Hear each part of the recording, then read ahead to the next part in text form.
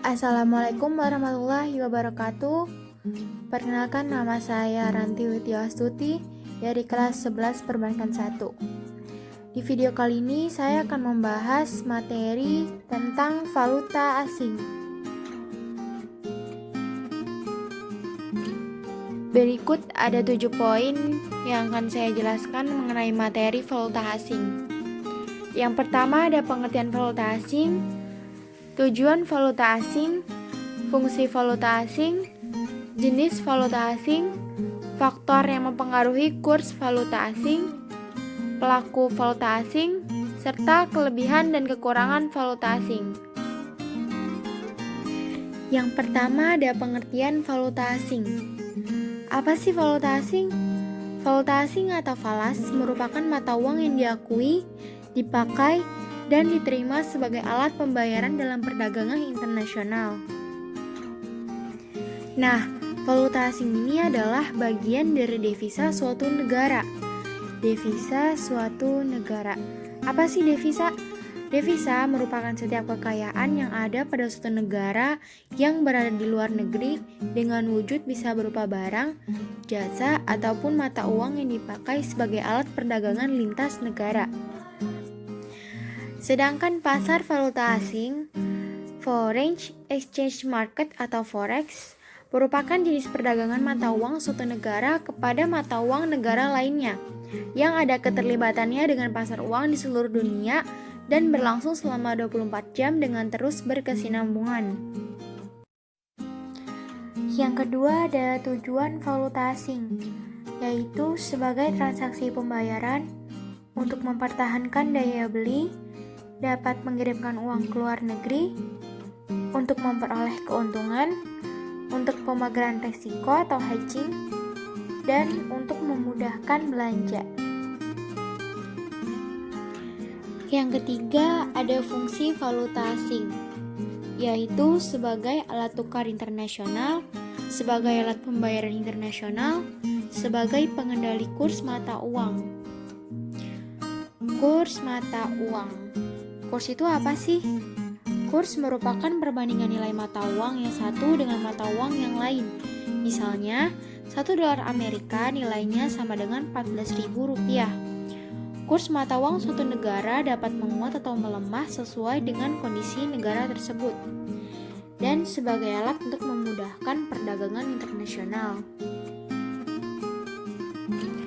Yang keempat ada jenis valuta asing. Menurut jenisnya, valuta asing terbagi menjadi dua. Yang pertama, valuta asing fisik. Valuta asing fisik adalah uang asing dalam artian sebenarnya, yakni uang asing dalam bentuk logam atau kertas. Yang kedua, valuta asing non-fisik. Valuta asing non-fisik adalah uang asing dalam bentuk uang giral atau surat-surat berharga lain, seperti cek, wesel, travelers, dan lain-lain. Menurut bentuknya, valuta asing terbagi menjadi 4. Yang pertama, mata uang asing, yaitu Indonesia Rupiah, USD, Euro, SGD, dan lain sebagainya. Yang kedua, saldo kredit, yaitu saldo kredit bank devisa di suatu negara. Yang ketiga, surat wesel luar negeri, yaitu surat wesel aktivitas ekspor-impor. Yang keempat, hak penerimaan pembayaran, yaitu dalam bentuk berbeda-beda pada suatu negara. Yang kelima ada faktor yang mempengaruhi kurs valuta asing, yaitu perubahan dalam cita rasa masyarakat, perubahan harga dari barang ekspor, terjadinya kenaikan harga umum atau inflasi, perubahan dalam tingkat bunga, dan perkembangan ekonomi. Yang keenam ada pelaku valuta asing, yaitu dealer. Dealer merupakan suatu badan yang bertugas sebagai tangan distribusi dari produsen kepada konsumen. Individu atau perusahaan. Individu atau perusahaan merupakan pihak swasta yang bertujuan untuk melancarkan bisnisnya, seperti importir, eksportir, investor, dan lain sebagainya. Arbitrator dan spekulan. Arbitrator merupakan pihak ketiga dalam suatu perundingan yang dapat memaksakan suatu kesepakatan untuk memperoleh keuntungan dengan menggunakan perbedaan harga. Sedangkan spekulan merupakan orang yang menspekulasikan perubahan nilai mata uang tertentu untuk memperoleh keuntungan dari perubahan atau fluktuasi harga umum. Pialang merupakan pihak yang tugasnya memerantarai dalam pertemuan penawaran atau penjual dan permintaan atau pembeli atas harga suatu mata uang tertentu. Bank sentral yang berperan sebagai pengontrol pasar. Terakhir, pemerintah yang bertujuan untuk mencari keuntungan sebanyak-banyaknya. Yang ketujuh, ada kelebihan dan kekurangan valuta asing. Kelebihan valuta asing yaitu transaksi dapat dilakukan 24 jam.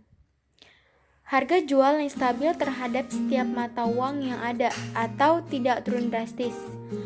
Biaya transaksi lebih murah. Kenaikan ataupun penurunan harga pada mata uang bisa dijadikan keuntungan apabila mengambil kesempatan.